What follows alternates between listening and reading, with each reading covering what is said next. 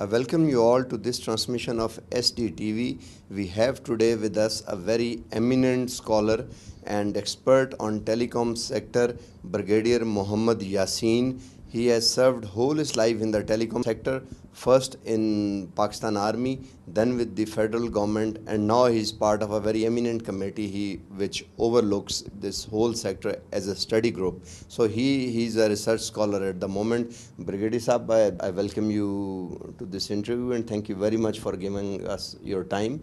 As you know, the telecom sector is very important, and in the last decade it is responsible for bringing more than 12 billion US dollar of direct foreign investment in this country. What is the future of this sector? Well, a couple of years ago, the future looked very bright, but unfortunately, we have missed a few things. One, 2G technology that we adopted a few years ago, that has been replaced by third generation and fourth generation, that is 3G and 4G. In fact, it has been adopted by 159 countries of the world. What is the difference between 2G and 3G? What is the third and second generation? It is the capacity to take the bandwidth. See, as the technology enhances, it is capable of accepting a broad band, you see.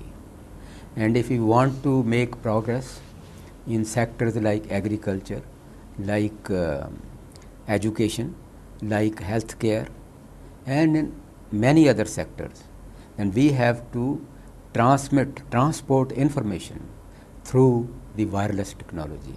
The 2G technology has now almost saturated, you see. It can't take anything more.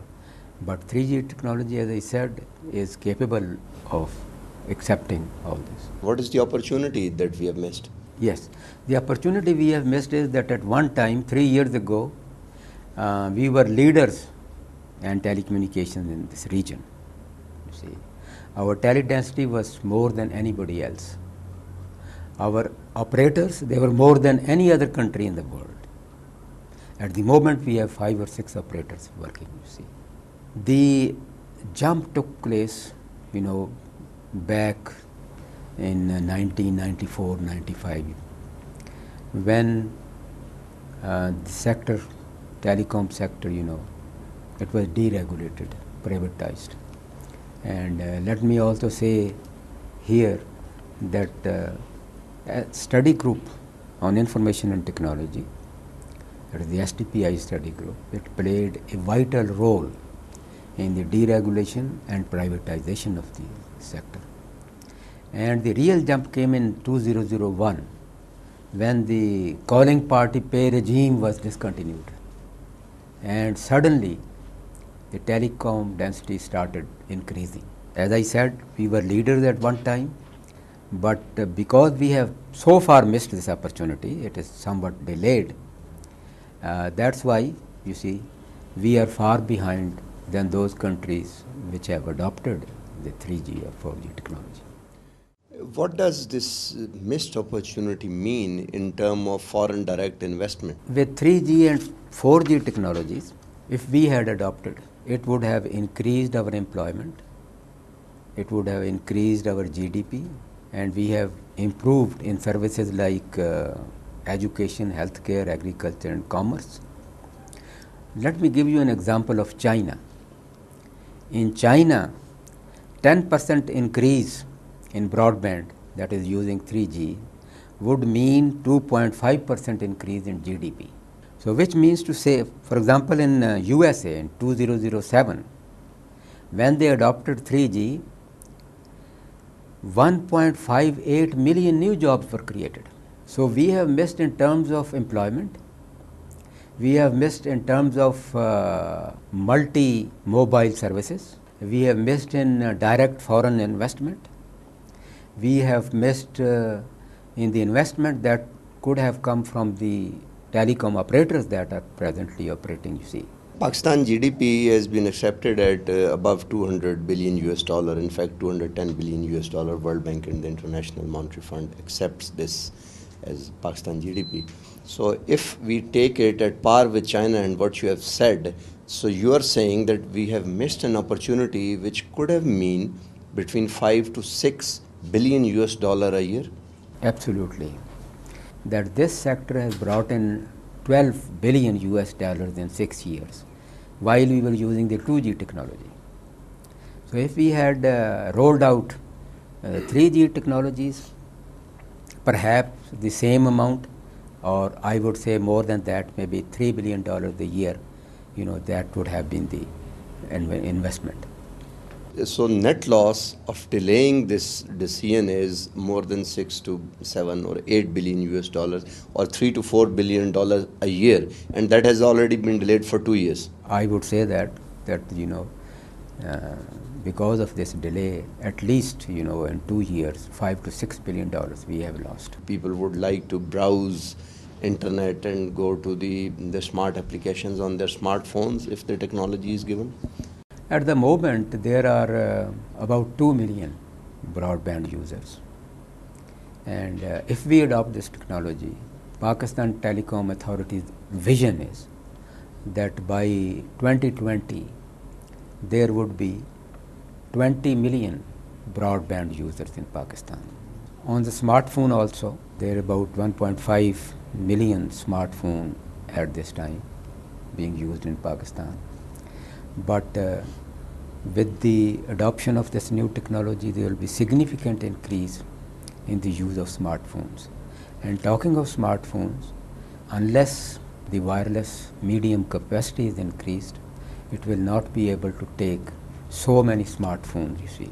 So if we want to increase smartphones, we have to adopt this technology. What we need to do, we have to give new license for, we have to give new spectrums. Yes. At the moment, the spectrum that is available, it cannot accommodate 3G. So with 3G, they will have to auction more frequency spectrum to these operators and give licenses. The licenses for 3G should be separate, and distribution or allocation of spectrum should be separate, because some operators may have still the capacity, they think that they have the capacity within the existing spectrum to adopt 3G technology. Who is responsible for this mistake? We are going to talk after the break, and here we take a break. Stay with us.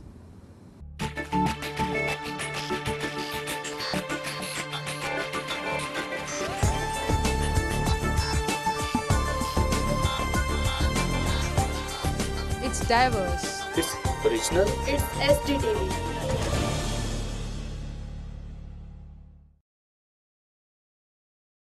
Welcome back. Before the break, we were talking about the opportunity that has already been missed and what that opportunity means to the national exchequer, to the Pakistani nations. Now we are going to ask a couple of questions to Brigadier Mohammad Yassin and try to get an answers on who was at the fault. What is the progress that has been made after that regime in terms of privatization and other developments? A lot of progress. For example, in 1980, the tele-density in Pakistan was only 4%. Today, it is 70%. It is because of adoption of this wireless technology, that is 2G, the mobile penetration has increased. The fixed telephone density has gone down. It is now 3.44. including the wireless technologies. So, with the privatization and with the deregulation, this much progress has been made, you see. And this is a significant progress. It is because of this technology, the wireless technology. Fixed line technology is now almost out of date, you see. The future technology is the wireless technology. So, that is so also the broadband. See, as I said in the beginning, now we have about 2 million broadband users.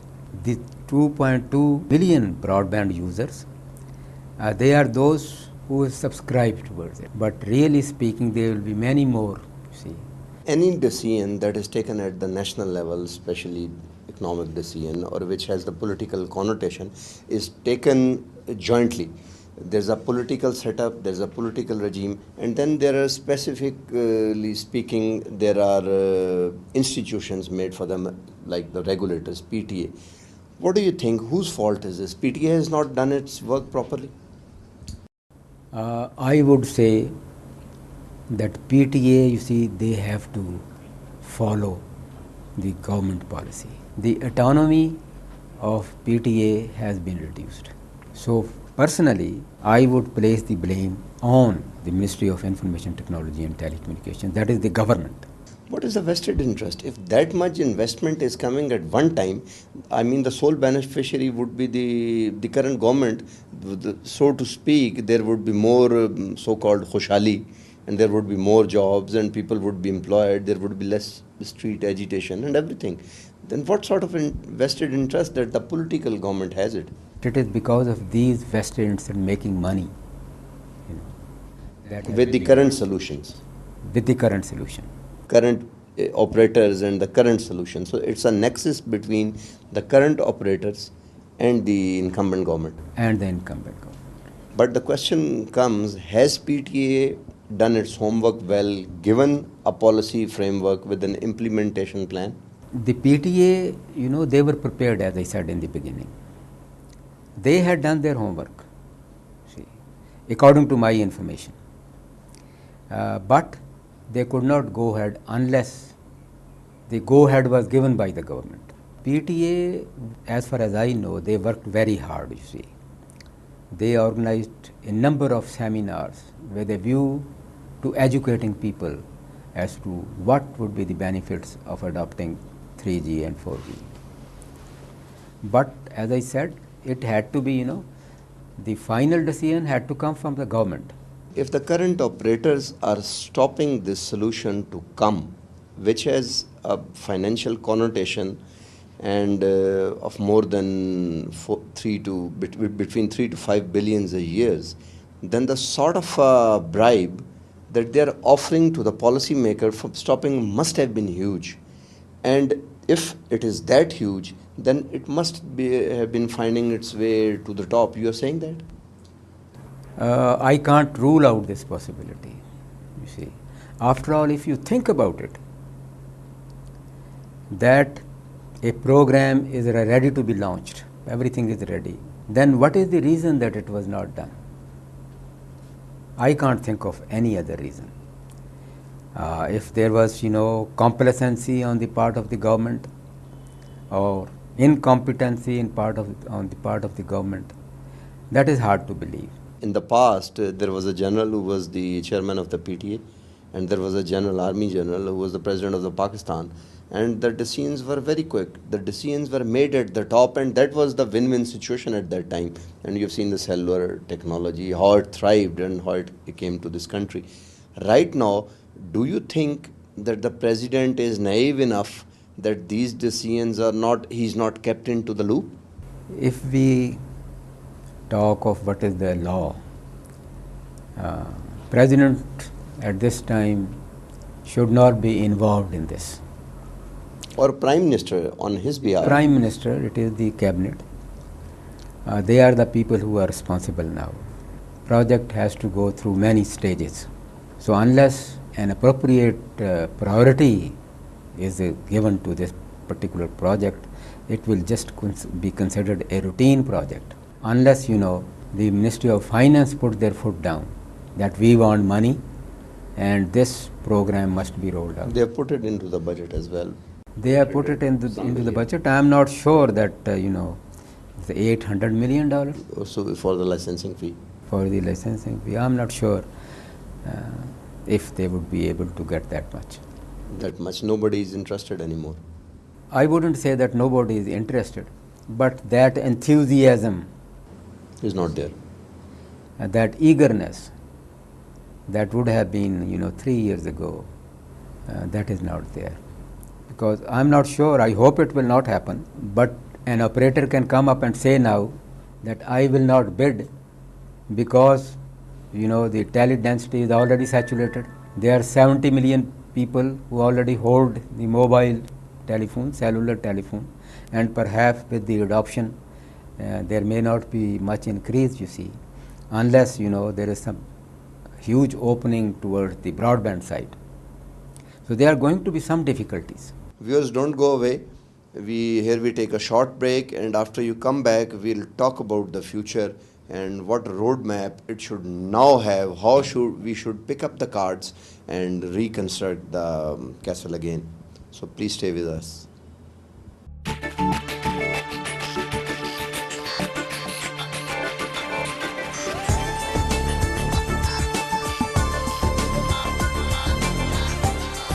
It's diverse. It's original. It's SDTV.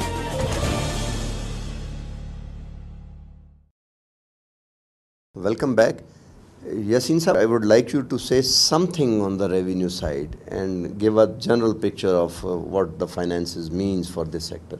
At the moment, as we discussed in the beginning, that telecom investment during the last 6 years was $12 billion US. And currently the position is that telecom annual revenue is 350 million rupees. And by 2020, it is estimated that this revenue would increase to 620 million rupees. Tax contribution during financial year 2012 was 120 billion rupees. That is the tax that was paid by the telecom sector. So the position is very good. And as we said that if we had adopted the new technologies, perhaps these figures would have increased. The annual revenue, the tax payment would have increased. They say this year there was a net negative investment in the sector. I have heard that it is because the repatriation of the profit. Repatriation, particularly one operator. I am not sure which operator is the one, but because of the political situation in Pakistan, because of the delay that has been caused, because of the saturation that they think is now there, there is some negative investment, particularly they say by one operator. How we should go about the future? The future, without wasting any time, this 3G and 4G technology should be rolled out. Licenses must be awarded. Frequency spectrum must be allocated. And the operators should be encouraged to also make provisions in the infrastructure for the broadband. We have talked about broadband. Universal Service Fund, at the moment, they have in their kitty 60 billion rupees. So this 60 billion rupees can be utilized in the underserved and unserved areas to provide them this facility of broadband and penetration of mobile communication. If corruption is stopping all that, then one of our neighboring country, there was a huge scandal in 3 and 4G. So do you think that should be taken into view and some steps should be taken as well? This is a good example in the sense, good example not in the sense of corruption, but good example is in the sense that we can learn a great deal of lesson from what has happened in India and what is happening now, what mistakes they committed and what mistakes we should avoid. In fact, it can be a good opportunity for us to learn a great deal and have smooth sailing. With that, ladies and gentlemen, we come to the end of this interview as well, and 3 principal conclusions have been drawn. One, that delay in adopting 3 and 4G technology is because of the corruption in which a regulator has little role. And second, the future, once again, after even that, the future of foreign direct investment in this country is telecom services, and that is the need of the hour. Thank you very much. Thank you.